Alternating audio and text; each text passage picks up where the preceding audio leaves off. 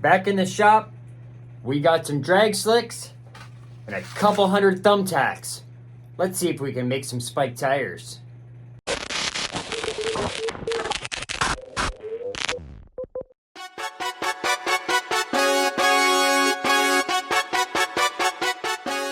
Hey, Corey here, Canadian RC Guy. Welcome back to the channel. Well, this week, we got the slash back out. We got a couple of sets of drag slicks here that we were playing around with in the summertime. Went to one of our hobby shops there and we got a couple hundred thumbtacks. Figure, you know what? It's still winter out. It's nice out now. We're about 2 or 3 degrees above zero, so everything's kind of starting to melt for us a little bit. But in the next day or two, it's going to be dropping to like minus 15 or 17, something like that. Retarded cold again. So, we figure, you know what? We should see if we can make some spike tires, right? That'd be pretty cool. So, we went ahead. We already got our tires stripped off, at least from the back. So that way we can fold them off. Get her peeled off here. So that way you can see the inside there. And we're just going to figure about 50 or so of each of these little thumbtacks. Jam them through, space it out all the way around.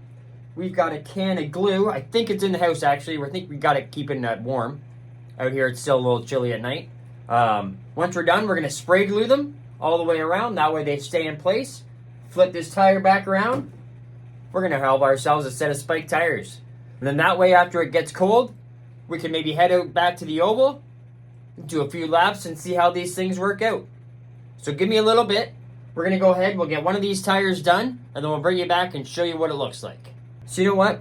We should probably do this the quick way, right? You guys don't want to see me stick 200 thumbtacks into these tires. Give me a second. Hold on. I got an idea. So I figure probably the easiest way to do it is some good old YouTube magic.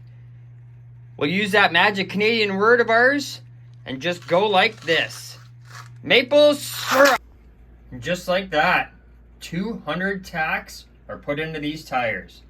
Man, it was a bit of a challenge, time consuming, but I think it turned out pretty good, as you can see. I think that should give us just the right amount of grip to really just go ripping on the ice and snow. Once we got the tacks inside, before we put them back on the rims, we just use this leak seal. It's a flexible rubber sealant, nothing special, but I really think it's going to help hold those tacks in place. So now we're going to head back to the oval and go ripping. Well, we're out back at the track, and as you can see, we got a nice hard layer of snow and ice. We were going to shovel a little bit off, but you know what? This is going to be perfect. Let's take this thing out for a rip and see how those spike tires work. Let's go see how this thing makes out. We even got some jumps here. It's definitely all over the place still.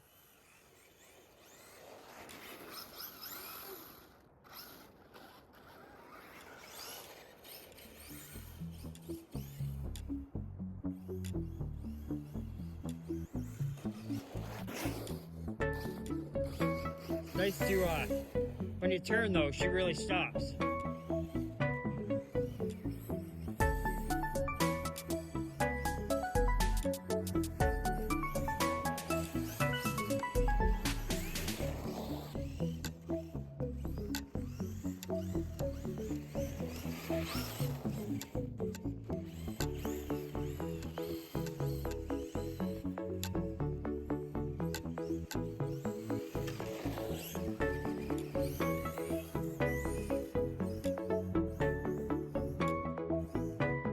Not much of a hill climber back there, though. Likes to dig holes, though.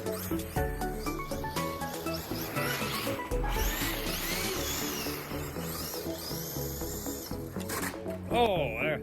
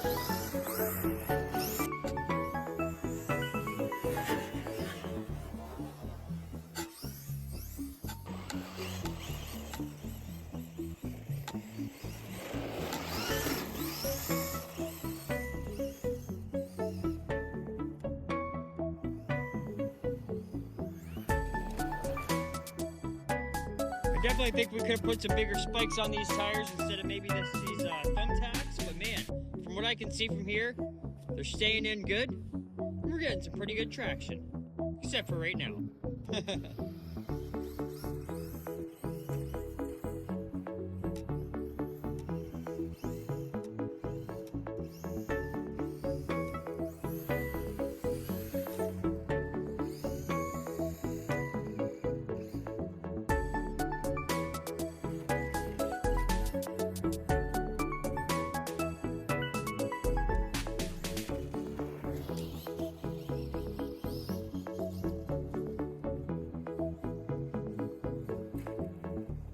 If we're really easy on the throttle, it works a lot better, I guess, here with this thing. There's just a whole lot of power in this little car and not too big of spikes.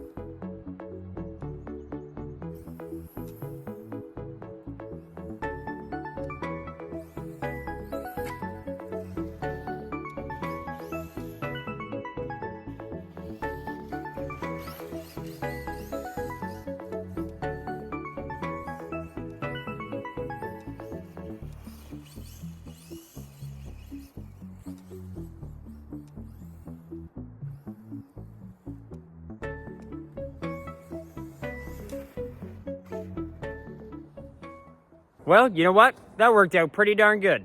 Putting 200 tacks in your tires? I don't think that was a bad idea at all. Should we put these tires maybe on our Bigfoot? Put them on our modified? What do you guys think? Let us know in the comments. We'd love to hear from you. If you're not a subscriber, hit that subscribe button and ring that bell so that way you get all the new upcoming videos. And you know what? It's starting to snow, so I think it's time to head inside. We'll see you again next week.